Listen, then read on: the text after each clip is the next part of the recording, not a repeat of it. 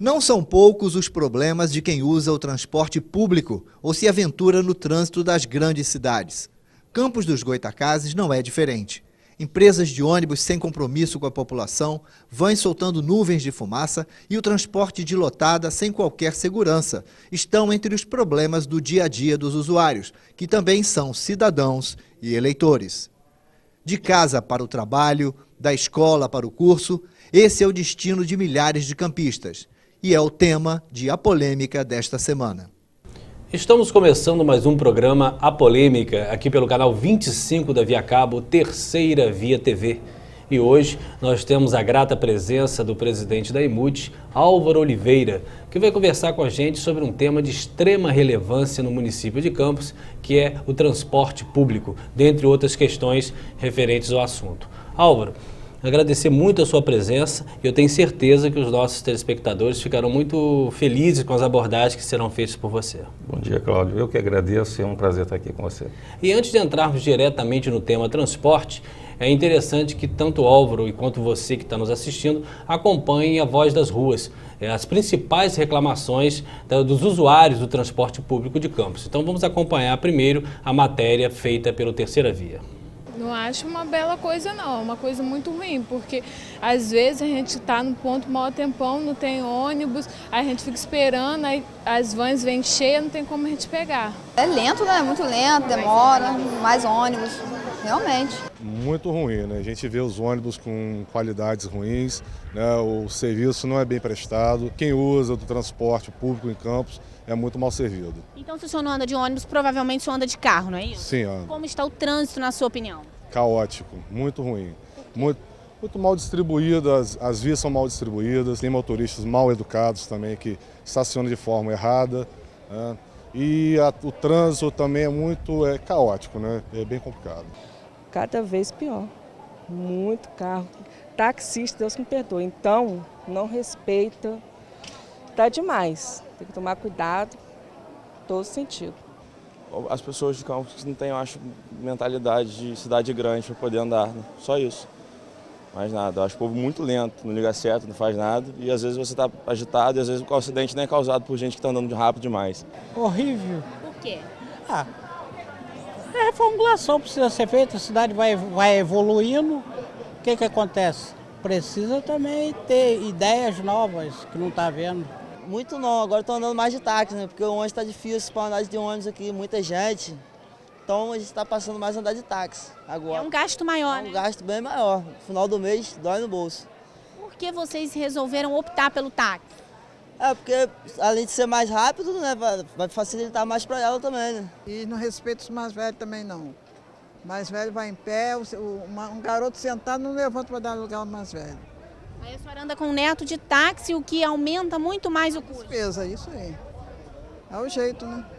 Senão não tem como andar para fazer as coisas, resolver os problemas. Pois bem, Álvaro, depois que a gente assistiu aí essas reclamações diárias, cotidianas da nossa população, nós vamos entrar aí no tema do transporte e partindo do princípio dessas observações que a gente fez, vamos tentar delinear a nossa entrevista de hoje. Mas antes disso, Álvaro, eu queria que você falasse um pouquinho sobre a Lei 8.360, que fez uma alteração na nomenclatura da EMUT. Como é que funciona e por que isso foi necessário dentro do âmbito do município de Campos? Cláudio, não é só de nomenclatura. A EMUT era uma empresa municipal de transporte, era uma SA. Foi transformada numa autarquia, o MTT. Por quê? Pela série de facilidades. Quando nós obtivermos recurso federal, que a nossa meta também é captarmos recurso federal, nós ficamos isentos de pagar impostos e uma série de coisas.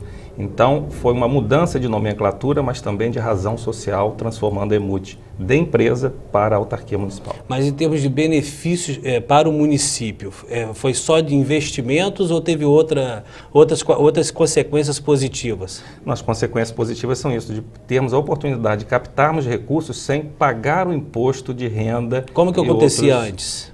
Antes nós não tínhamos, eu não conheço na história algum recurso que tenha vindo, mas é nossa perspectiva de captarmos recurso. A questão do aeromóvel foi uma parceria entre o MTT e a Secretaria de Obras e ficou na possibilidade desse recurso, essa contrapartida federal, esse empréstimo federal vir para a EMUT. Você imagina entrar 300 milhões de reais no caixa da EMUT e nós ainda temos que pagar imposto de renda sobre 300 milhões. Então, na verdade, quando era EMUT, não se falava, então, em pactuação de recursos. Não. Isso só foi viável depois dessa alteração. Dessa alteração, exatamente. Viabilizada pela Câmara e sancionada pela Prefeitura. Com certeza. Outra questão também, Álvaro, e aí a gente já entra nessa questão referente ao aeromóvel. No dia 27 de maio, a Câmara aprovou a possibilidade da prefeita Rosinha fazer um investimento na Caixa Econômica Federal de até 300 milhões para tentar implantar em Campos o aeromóvel. Né? Você foi com ela também a fazer a visitação no estado, ver como é que isso funciona. Mas nós temos em Campos problemas estruturais de mobilidade urbana seríssimos. Sem dar conotação político-partidária disso, como foi colocado por causa daquela questão de Arnaldo, do VLT, que é uma coisa completamente diferente. Completamente. Mas como colocar o aeromóvel aqui se a gente tem problemas básicos de transporte tão grandes? Ele não vai ser um elefante branco dentro desse contexto todo, não? Não. O aeromóvel foi feito um estudo para 13 quilômetros de linha. É prudente que a gente inicie com poucos quilômetros, nos quilômetros que nos mostram os estudos que temos mais demanda. Então, o aeromóvel faz parte da série de investimentos e modificações que a Prefeitura vai fazer e vem fazendo para tornar nosso transporte mais, não só seguro, mas com horário, com tudo que a população, nós vimos, está reclamando. Então, na realidade, o aeromóvel estava previsto e está previsto na série de investimentos de ser integrado ao transporte coletivo, de ser integrado ao transporte de bicicleta, se for o caso, a ser integrado ao transporte alternativo, que eu nem chamo de alternativo, eu chamo de transporte complementar, porque ele é concebido para alimentar o sistema e não para ser o sistema.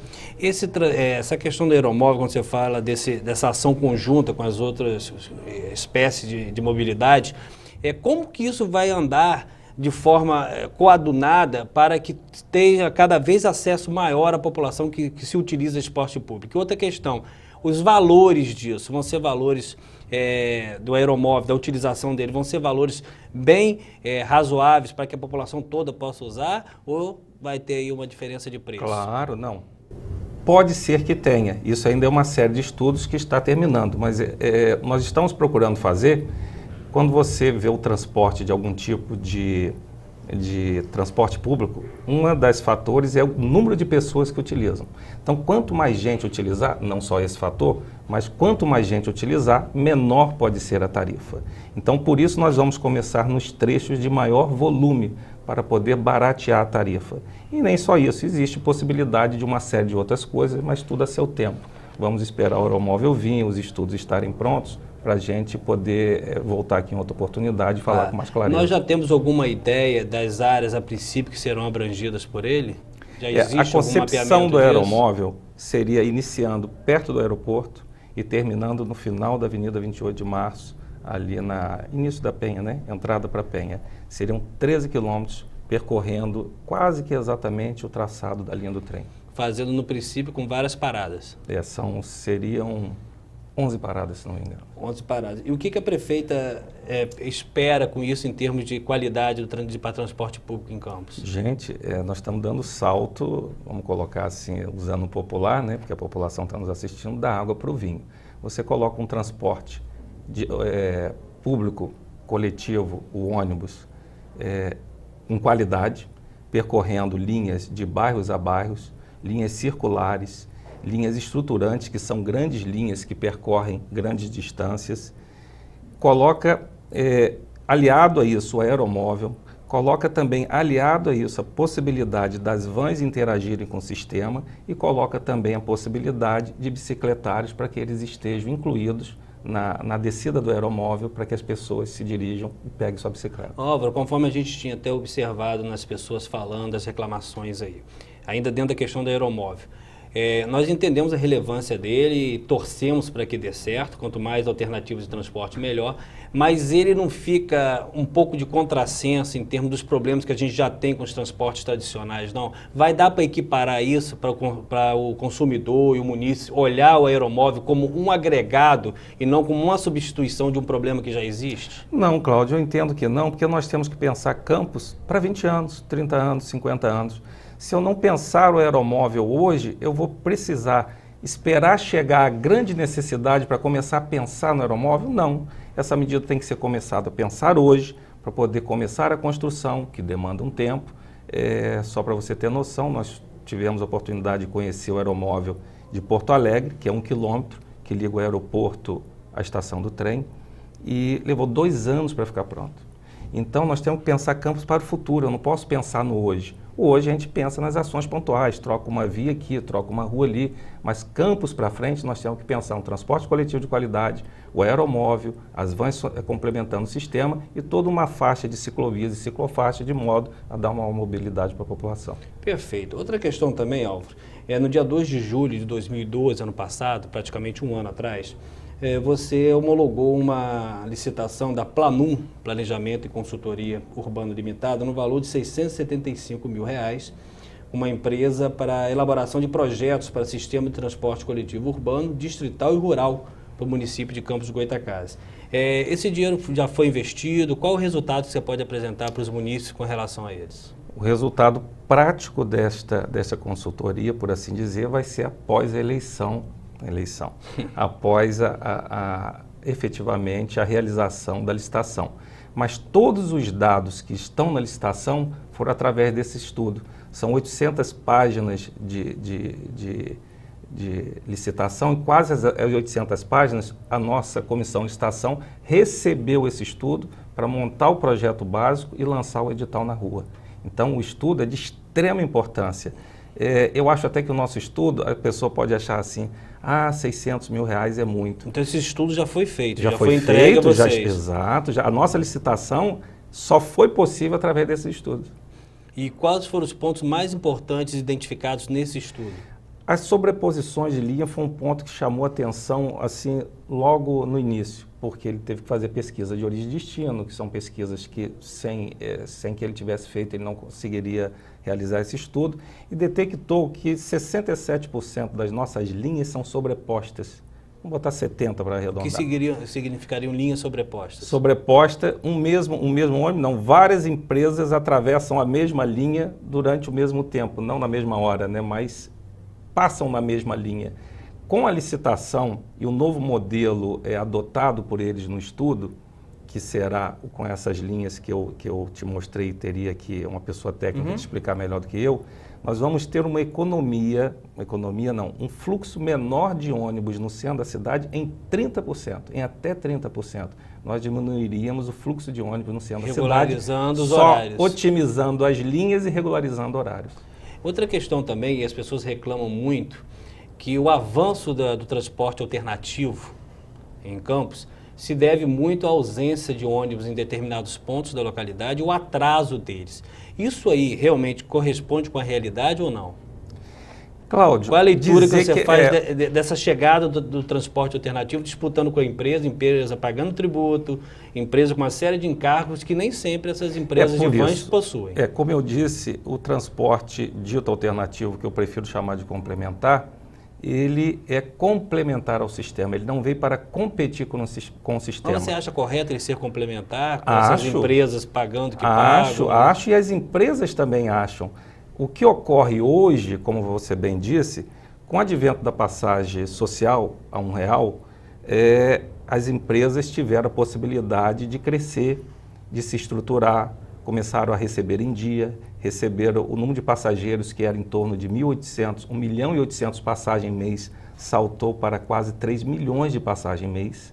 Então elas tiveram grande oportunidade de se reformular. Algumas assim o fizeram, Mas a grande maioria, nós vimos as reportagens da rua, não fizeram o que deveriam ter feito, ou seja, não fez o dever de casa, vamos assim dizer.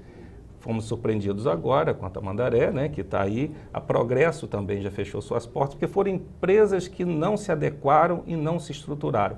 Mas o transporte, conforme sua pergunta respondendo efetivamente, o transporte complementar é salutar, é saudável e tem que existir junto do sistema. Porque tem localidades que o ônibus não consegue chegar, mas a van chega. A van chega e traz aquele passageiro para o transporte regular. Sim, perfeito. Eu acho que a óptica está certa.